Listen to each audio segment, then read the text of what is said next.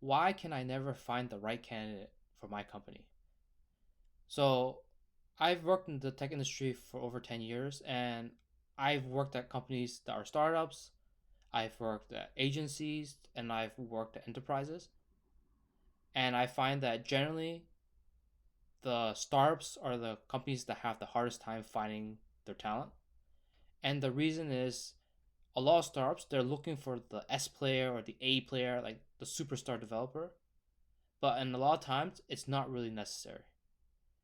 And usually agencies and enterprise, they can find people way faster because their bar isn't as high. And I personally feel like it doesn't actually need to be that high either, right? A lot of times you go to these startups, they will tell you that, hey, I want a full stack developer that knows X stack, Y stack, Z stack, can do DevOps, can do front end, can do back end, and must have perfect communication, and they have a low salary. That's not very reasonable, right? So, one thing I've learned over the years is there are really three types of workers in the company. You have the worker, you have the architect, and then you have management. So I think this applies to every industry, not just software. So let's start. Let's talk like a grocery store scenario, right? So the worker would be like the cashier, the people who stock the shelves, right? The architect would be like the store manager, right? The guy who organized. Okay, let's put the stuff over here. Let's do the shifts this way, so that we can optimize and cover as many hours as possible. And then you have management who just manage the people, right? Now you can also apply this to a software company, right? So in a software company, if you were to do it properly, not a startup, the workers would just be your developers. So either a front end developer or a back end developer, right? Or a DevOps developer, right? Not all three. Then you would have a team lead who's basically the architect. So he would organize the team, make sure the processes are in place, right? And then management would be your C level or your managers who manage the overall department, right? So as you can see, there is parallels between these two systems, right?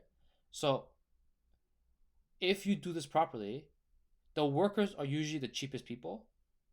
The architect is a little more expensive, and then management can be anyone, right?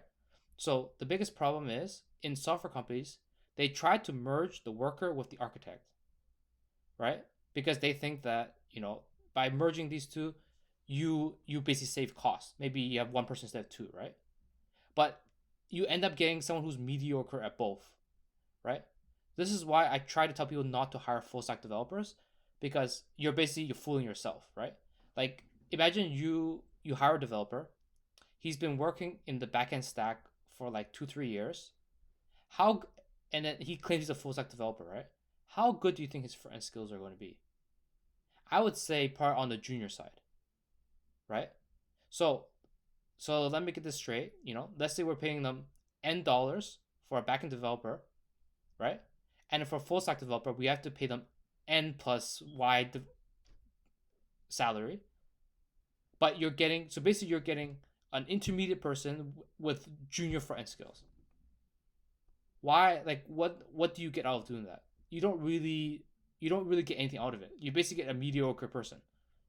A better way I would do is basically, so for that same amount of money, I would hire a guy who only does front end and hire another guy that only does back end. And now you have an intermediate or senior on both of these levels. And the cost is about the same. And I feel like if you were to run your company like this, you would not have cost problems, and then your team would be more functional, right? So the architect, his only job is to architect, make sure everything is done properly, and then just have specialized developers for every part of your company. Don't force someone to do multiple parts, right? And if by doing this would be way easier for you to find candidates, right? And then we can get back to the point about A players, right? So if every developer in your team was a superstar developer, you would have problems because then everyone would clash every day, right? I like developers have one of the most ego-driven careers out there, and they're very stubborn, right? So it's like you're just gonna have lots of problems by having so many people who are A players, right? So generally, what you need is you need maybe one A player per section of the company. So basically, if it's a web and mobile, you probably want at least one A developer for web and then one like A player developer for mobile. But I wouldn't get more than that, and then fill the rest of the team with B players who can like follow orders and be more of the worker. And I found that teams that work like this are way more functional than others. Another reason why I would say not to hire a full stack developer is if you hire a front end developer and a back end developer and they cost the same amount as a full stack developer, you basically doubled the working hours, right? Like if you hire one full stack developer, he only works 40 hours a week. But now that you split the role in two, you get 80 hours of output per week. Isn't that more work for your company? So hopefully you guys learned something from this call today. And if you want more information, you can come to onetouchrecruit.com. Or if you want to schedule and use our service, you can book an appointment on our site.